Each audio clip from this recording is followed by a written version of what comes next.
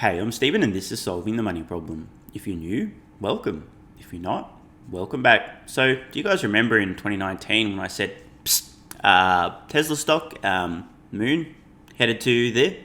Hint, hint, hint, hint. And then Tesla stock went to the moon. Do you guys remember in 2020 when I said, this Nikola company smells like a gigantic f***ing scam. This Trevor Milton guy, super shady, he's a compulsive liar. Next minute, Hindenburg research report comes out. Next minute, fraud charges. Next minute, Trevor Milton's going to f***ing jail. Remember when that happened as well? Well, today I'm here to tell you that the Rivian IPO is an incredibly dangerous gamble in the stocks casino. Now, do I think that Rivian is a gigantic scam? No. And do I think that the CEO is a pile of human excrement? Also, no. Bit different from Nikola Motor Corporation, in which both of the answers to those questions were yes. But as a guy with a conscience and a few brain cells, I can't sit here and not share my thoughts on the Rivian IPO. So, here goes. If you love crypto, stocks, and free stuff, or just want to help out the channel, check out these great offers. BlockFi are launching the world's first Bitcoin rewards credit card. People in the US can earn 1.5% Bitcoin back on every purchase with no annual fee using the BlockFi Bitcoin rewards credit card. Check out the link in the description. And for a limited time, you can get up to $250 in crypto bonuses when funding a new account on BlockFi, where you can use cryptocurrency to earn interest, borrow cash, and buy or sell crypto. If you want your free crypto, use the link in the description. And if you'd like up to 2 free stocks, check out the link in the description to WeBull. If you open a new account, you'll get 1 free stock valued up to $300 just for opening an account. And if you make an initial deposit of $5 or more, you'll get a second free stock valued up to $2,000. Seriously. Free stocks? Yes, please. And finally, if you're in Australia, the UK, or New Zealand, you can get a free stock with stake, also linked in the description. So first of all, let's see what Dan Bandwagon Ives has to say about the Rivian IPO, keeping in mind that Dan Ives sometimes makes some good calls on stocks and other times not so much, like when he reiterated a hold rating on Nikola stock at $50 per share, and even today still has a hold rating on Nikola stock. So take everything this guy says with an Olympus Mons-sized grain of salt. If I'm Elon Musk, how worried am I about Rivian? Am I sweating right now? Okay, I think if you look at Musk and what Tesla is looking at, it's not just in the US, but globally, it's an arms race right now in terms of EV. Now, Rivian's not just any company. I mean, if you look from a manufacturing perspective, they'll have a second facility up, probably pretty quickly. But they're going after, of course, pickups, which is a pretty strong market opportunity. Just think about what F-150s sell every year. And then also on delivery vans as well. But you got Amazon, you got Ford. It's sort of that, who's who of backers. And that's why Rivian, it's important because this just shows Tesla's not just the only game in town. And it speaks to our green tidal wave thesis in terms of what we believe is going to be $5 trillion spent over the next decade in EVs. Mr. Ives, hello, how are you? What's the story here? If you're an equity investor, and I know Rivian's not public yet, but is this a story about Tesla and then Rivian being dramatically overvalued? Or is this a story about GM and Ford being undervalued? No, that's a great point. I mean, look, our view is that GM, once they get over these battery issues and some of the recall, it starts to get re-rated as a stock as we go into the next few years because of what I view as a renaissance of growth on EV.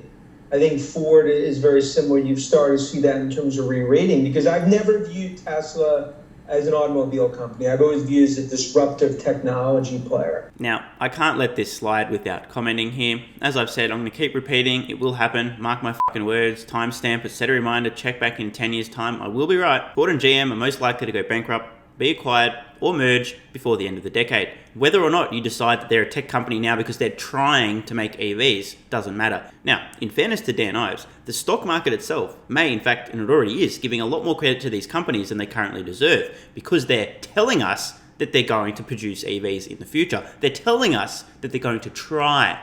But in the words of the great Yoda, do or do not, there is no try.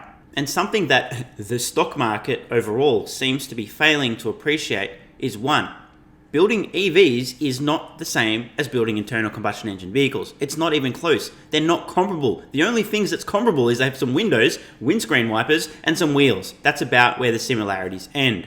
Everything that matters, the core technologies, the batteries versus the internal combustion engine, the powertrain, the internal computer, completely different. But it seems that overall the stock market is far too dumb to realize the huge, significant, almost insurmountable challenge of transitioning from producing internal combustion engine vehicles to computers on wheels. And just one final point before we move on and hear more from Dan Catchphrase Ives. In my opinion, it will be far more difficult for legacy automotive manufacturers to transition to making electric vehicles and not go bankrupt in the process than it will be for new electric vehicle startups to eventually succeed. And both of these tasks are near impossible. But as you talk about valuations, not just Rivian, but even some of the new sort of IPOs or SPACs that have come out, investors are trying to figure out how do you play valuation and play this massive theme when a lot of these companies are pre-revenue. Wait. I think I know how investors play the valuations on these pre-revenue companies. Ready? Step 1, disengage your brain, if you have one in the first place. Step 2, buy the stock. Who cares what the valuation is worth? Who cares if there's no track record? Who cares about anything? Just buy the stock anyway. And step 3, hope. Oh, and then there's step 4, which is lose all your money, you fucking idiot. So that's why execution is going to be so important, not just for the Rivian, but for many of these vendors over the next 6, 12, 18 months, chip shortage aside, because there's going to be clear winners, but there's also going to be losers in terms of this battle. And I do think it's one where this is not just a fad in terms of EVs. In our opinion, we'll see 10% adoption by 2025 in terms of EVs. And so, Dan, I ran this question by Ed before the show, and he told me it was the question, so I'm going to bring it to you. What's the bigger opportunity for Rivian? Is it commercial vehicles or is it personal cars that, you and I would drive? I think it's pickups, because that's one where they've had an advantage and you'll start to see them hit the road. And that's a massive market opportunity. If we look, they could also get to market 1 to 2 years ahead of competitors. Even look at Cybertruck, that continues to kind of get delayed. I view that's really the opportunity on a Rivian. Because when you start to get to commercial, especially in terms of sort of that last mile, you have companies like Electric Last Mile, you have some other players out there that I think have pretty established moats, and that's going to be a lot more competitive. I think Rivian is really going after that consumer pickup. That's going to be sort of the first leg of that growth stool. Dan, Tesla stock, there must be some sense of pricing in the Elon Musk effect, right? I know it's different, but with Rivian, should investors eventually price in the Amazon effect, the Ford effect? This is a company that is backed by the biggest strategic and institutional investors. How much is that worth? Well, we're not talking about Rivian and this type of sort of spectacle if it's not for Amazon and obviously the 100,000 orders, as well as Ford and just those backers. And that's enabled them, $11 billion they've already raised in terms of capital. And I do think there's a premium built in. That's why Rivian, there's building excitement, and there always has been for Rivian, because when you have that Amazon brand behind, it's a game changer. But when you look at what Tesla and Musk have done, that's set a high bar. And I think what you're going to start to see, and I think that's why Elon sort of tongue-in-cheek talking about the valuation, it's going to come down to execution, and it's going to come down to what demand looks like a year from now. And that's why investors, it's going to be really interesting to see how a lot of these play out as they come to market in terms of valuations. There's one key point there from Dan Ives that I really agree on, and that is that this is all going to come down to execution. Shout out to our good friend Trevor Meltdown Milton, who famously said all we have to do now is execute, after saying their incredible valuation was totally justified because all they had to do was execute, and this is kind of important. The execution is the hard part. Orders of magnitude harder than creating some computer renderings, and orders of magnitude harder than just telling people what your plans are in the future. And this execution is where I believe stock investors, using the term kind of loosely here, I'd probably call them stock gamblers, but hey, let's not get down into the weeds here, are going to learn a very, very valuable and extremely expensive lesson in the coming years as we watch these new EV startups and legacy automotive manufacturers just execute on their plans that they've told us about. First of all, I just want to talk about Rivian's proposed $80 billion IPO valuation. Now, I would use the term insane to describe this valuation, but I don't think that's really accurate. I think a better term would probably be brain dead. No, actually, completely fucking brain dead valuation. Now, I know some of you are fairly new to Tesla stock and others just have a very short memory, so time for a quick history lesson. We are looking at Tesla's market cap over the last 5 years. I just want to point something out. March 17, 2020, right, a year and a half ago, Tesla's market cap was less than $80 billion. 18 months ago, Tesla began delivering vehicles more than a decade prior. And if we rerun the clock a little bit further, in December 2019, Tesla less than $80 billion. When I started this YouTube channel, Tesla with around a $64 billion market cap. Now, to be fair, when I started this channel in late 2019 with Tesla's market cap around $65 billion, I was adamant that it was dramatically undervalued and would soon be heading to the moon, and obviously we know that turned out alright. But Tesla had been delivering vehicles for about 10 years before that, developing an amazing lead in terms of their technology, their experience, their data around thermally managing batteries, manufacturing, recruiting engineering talent. I could go on and on and on and on and on. Today, as I record this, Tesla is worth less than $800 billion, meaning that Rivian, who have done literally nothing, would be valued at about 1/10 of Tesla's current valuation. Now, either Tesla is worth $85 quadrillion today, or the stock market is completely fucking insane. I'll let you guys figure out which is which. So here we are over on Twitter, reading a tweet from Elon Musk. I thought 1999 was peak insanity, but 2021 is 1000% more insane. I responded to this tweet trying to illustrate things. For those of you who don't understand what you're looking at, I'm not even going to explain it. We can see here 1999, 2021, and then we've got Nikola's stock down here in the brain dead category.